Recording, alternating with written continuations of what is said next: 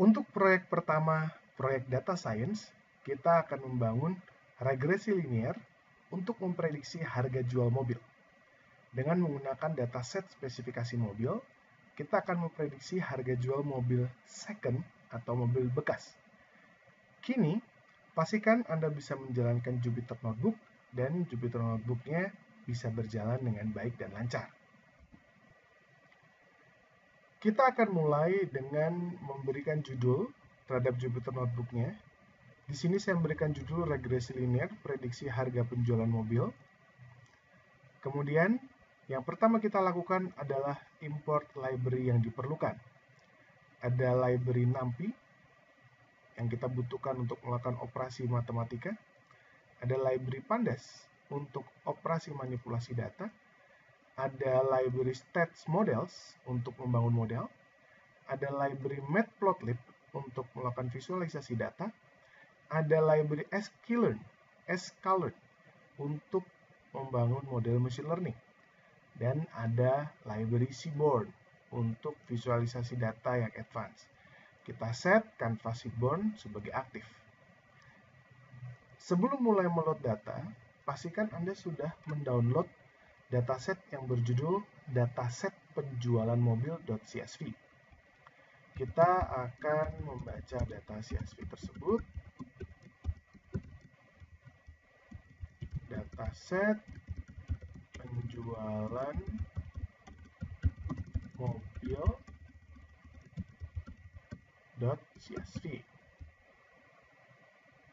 Kemudian kita akan menampilkan 5 data teratas dari data tersebut. Kita perhatikan di sini ada 9 variabel, yaitu variabel brand atau merek, variabel price atau harga, body, mileage, engine V, ini adalah engine volume, engine type adalah tipe mesin, registration, year, yaitu tahun produksi atau tahun pembuatan, dan model. Oke, ini adalah 5 data teratas. Kita coba tampilkan 20 untuk bisa melihat ada apa saja. Ada BMW, ada Mercedes-Benz, ada body crossover, ada engine volume atau kapasitas mesin mulai dari 1,5, ada 4,7 di sini. Ada model Passat, Land Cruiser, Sprinter. Oke, sekarang kita akan mulai eksplorasi kita dengan pertama-tama kita melihat dari 9 variabel yang ada, kita tentukan mana yang estimator, mana yang prediktor. Karena kita ingin memprediksi harga jual mobil, maka price adalah variabel estimator. Berarti 8 variabel lainnya adalah prediktor. Kalau kita lihat sekilas, ada beberapa variabel yang akan memiliki peluang lebih tinggi dalam memprediksi harga jual mobil. Variabel seperti itu kita sebut agresor. Jadi agresor adalah prediktor yang kelihatannya memiliki peluang untuk memprediksi lebih tepat atau memiliki pengaruh lebih tinggi dalam menentukan nilai estimator. Seperti variabel brand.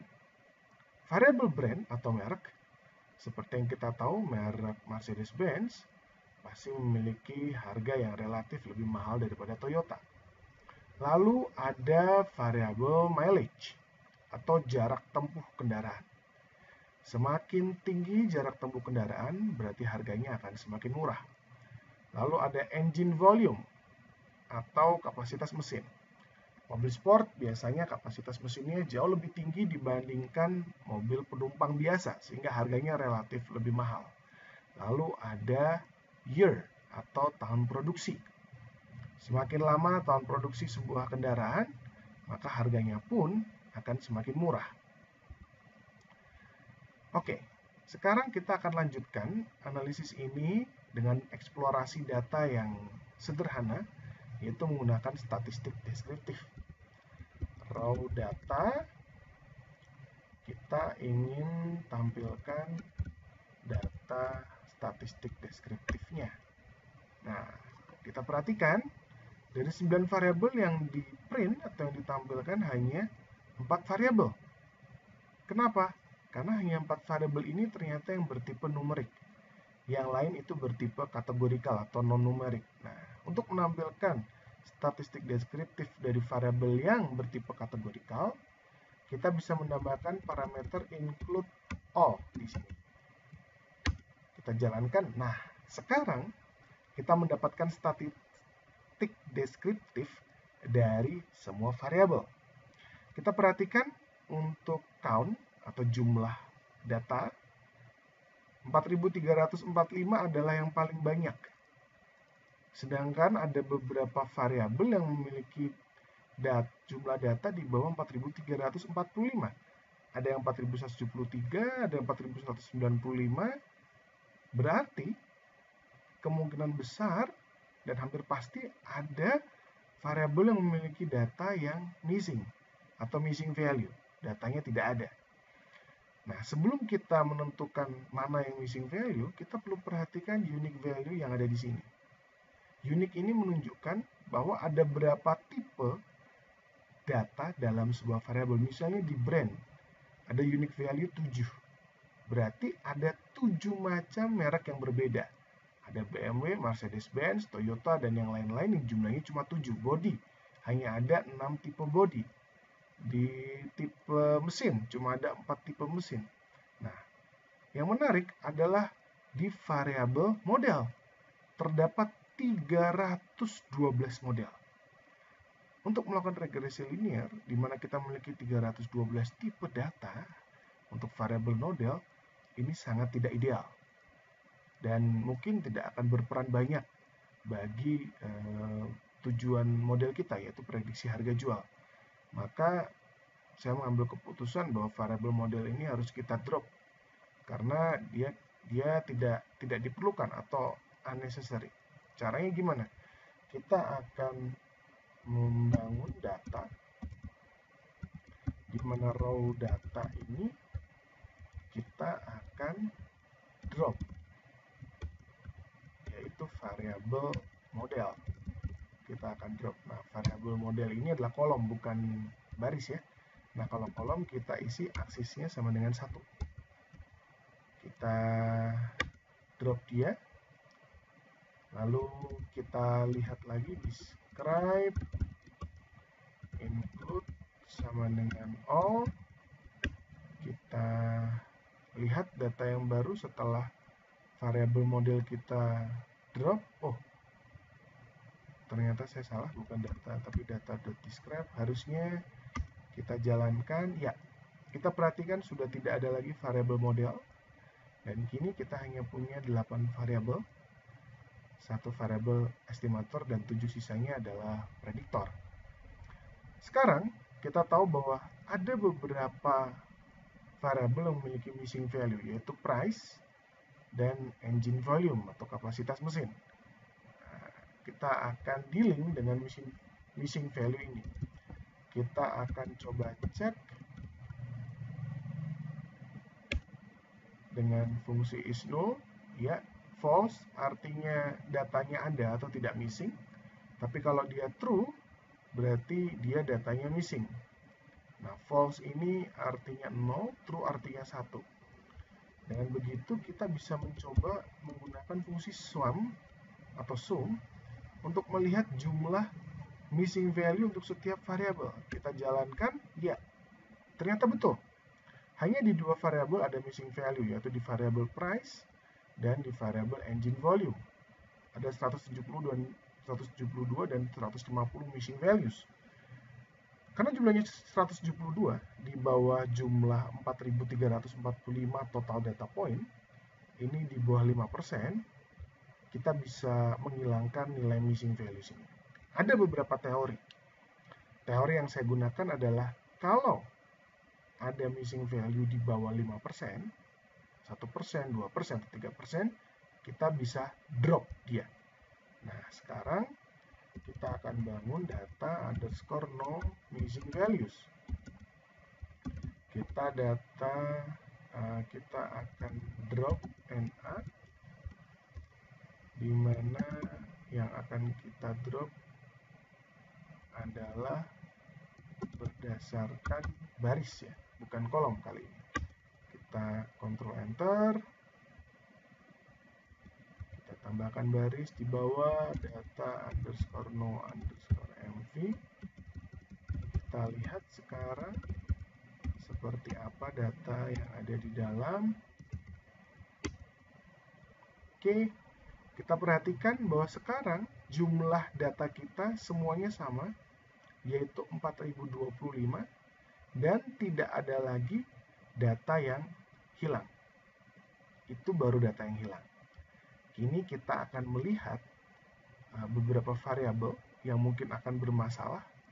Misalnya variabel ini, price, harganya rata-rata adalah $19.552, tapi harga tertingginya mencapai 300.000, sedangkan harga di kuartil ketiga itu berada di maksimum 21.900. Berarti di 25% data teratas itu ada disparity atau gap data yang sangat besar nilainya, yaitu dari 21.900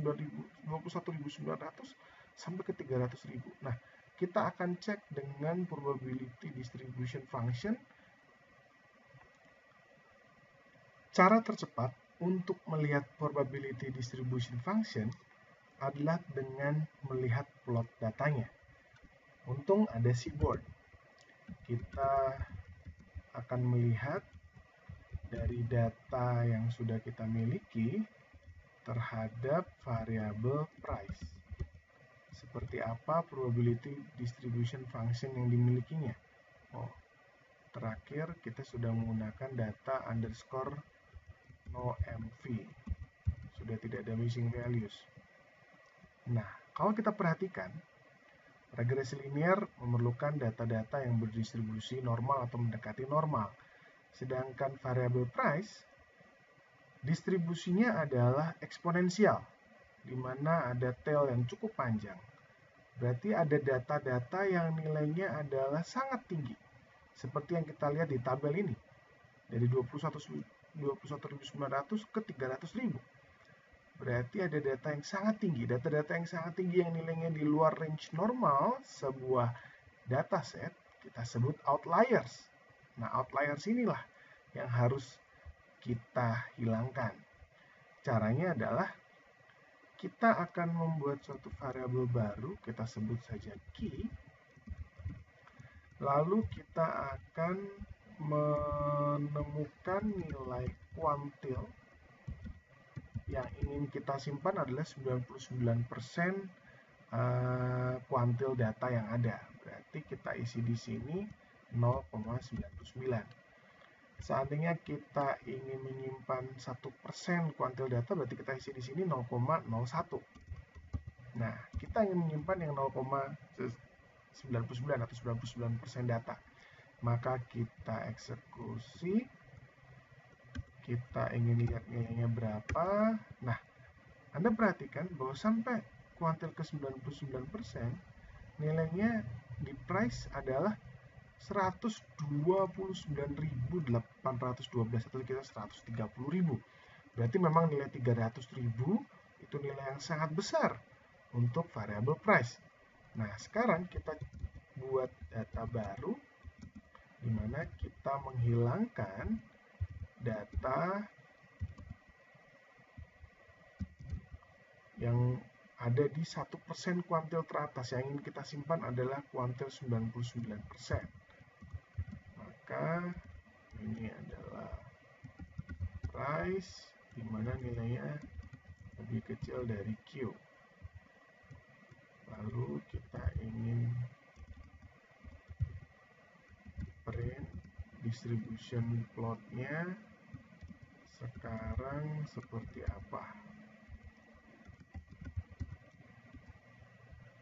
Oke, kalau kita perhatikan dia masih eksponensial, tapi outlier yang ada di sini tidak lagi terlalu smooth, tapi dia sudah ada beberapa lembah dan gunung. Oke, memang price tidak bisa kita buat sangat normal, tapi setidaknya tidak sangat eksponensial, di mana data outlier sebelumnya masih banyak. Oke, kita terima untuk data price ini. Kita akan cek untuk data mileage. Kita akan lihat probability distribution function-nya dari mileage. Oke, dia juga eksponensial, masih ada data-data outlier di sini. Tapi kelihatannya dia bisa mendekati nilai min di tengah, bisa lebih normal ya. Maka seperti tadi adalah template-nya. Kita akan membuang nilai mileage di 1% teratas. Jadi kita akan menyimpan kuantil 99%. Kita buat data baru yang adalah data mileage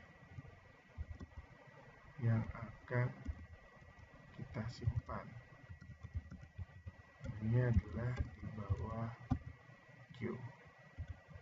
Kita jalankan. Ada error. Sebentar.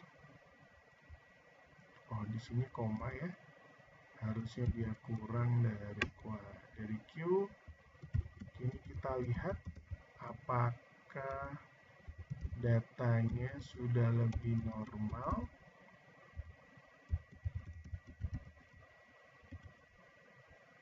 Ya, dibandingkan yang tadi, datanya sudah mendekati ke tengah dan datanya sudah lebih normal. Nah, setelah mileage, kita akan lihat data variabel engine volume.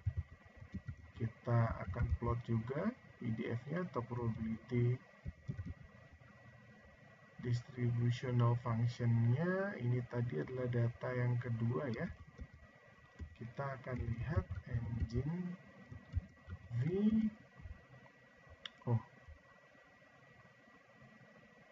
Saya salah, di sini kurang T. Oke. Nah, kalau kita perhatikan, datanya sangat aneh. Kalau yang tadi mirip eksponensial, ada yang mungkin agak skew ke tengah gitu ya. Yang ini engine V, betul-betul dia sangat aneh. Hampir semua datanya adalah sangat tinggi dan disparity atau gap-nya sangat besar. Nah, kita perlu melihat nih, ada apa sebenarnya di data variabel engine V. Coba kita lihat head-nya, masuk akal. Kita lihat tail-nya juga masuk akal. Mungkin kita salah, kita harusnya pakai sort underscore values. Mungkin ini akan memberikan kita insight lebih baik. Oke, ini nilainya sudah disorting dari paling kecil ke paling besar, dari 0,60 lalu sampai 99. Nah, di sekitar sini ada nilai yang tadinya 9, 15, 19, tahu-tahu 74, 90 sampai 99. Nah, ini agak tidak benar atau tidak tepat karena kapasitas mesin tidak sampai 99 liter seperti ini. Biasanya di sekitar 6,5 atau 7. Nah, kita coba googling engine volume range. Nah, kita lihat engine capacity itu ada di berapa angkanya normal ya. Ini ada 1 liter. Lalu ada 9,3 liter.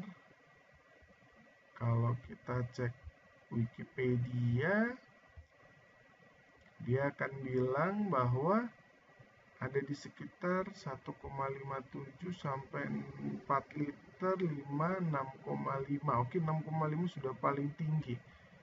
Nah, berarti sekarang kita ingin menghilangkan nilai yang tidak mungkin, yaitu ada 15, 20, padahal tadi kita lihat Range Rover paling tinggi 9. Ini sampai 99. Nah, kemungkinan besar nilai-nilai yang ada ini adalah nilai-nilai yang dimasukkan oleh pembuat dataset untuk mengisi nilai-nilai yang hilang. Itu kemungkinan besar yang terjadi. Jadi kita akan pakai nilai batas 6,5 ya, biar agak masuk akal. Kita buat data baru, data 3. Kita akan hilangkan nilai yang engine volume yang berada di bawah 6,5. Oke, sekarang kita lihat distribution plotnya seperti apa dari engine volume. Ya, ini sangat berbeda. Kalau kita bandingkan dengan ini sangat aneh. Tidak tahu distribusi bagaimana ini. Nah, sekarang kita lihat distribusinya sudah jauh lebih baik. Ya, oke, kita terima untuk engine V. Kini kita akan lihat untuk variabel year atau tahun. Nah, kita perhatikan agak berbeda. Dia datanya sudah lumayan baik, tapi ada data yang malah sebaliknya terjadi, yaitu ada mobil-mobil yang dibuat di tahun 70 dan 80-an, tapi jumlahnya sangat sedikit dibandingkan yang dibuat di tahun-tahun 2000-2010 atau ini yang lebih baru. Nah, kalau seperti ini berarti kita perlu menghilangkan data yang ada di kuantil 1%. Nah, jadi bukan data yang ada di kuantil 99, ada di kuantil 1% teratas yang kita buang, tapi kita ingin membuang data kuantil 1% yang terbawah. Nah, kali ini agak berbeda.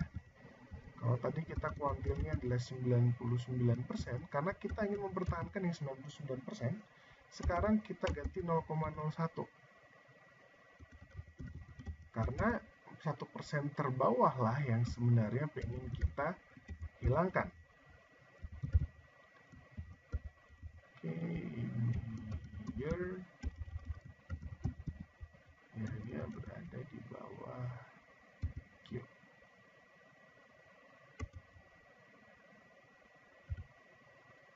Oke, kita sekarang akan print data 4 dari variabel year atau tahun. Nah, datanya lebih jelas. Masih ada data yang ada di bawah.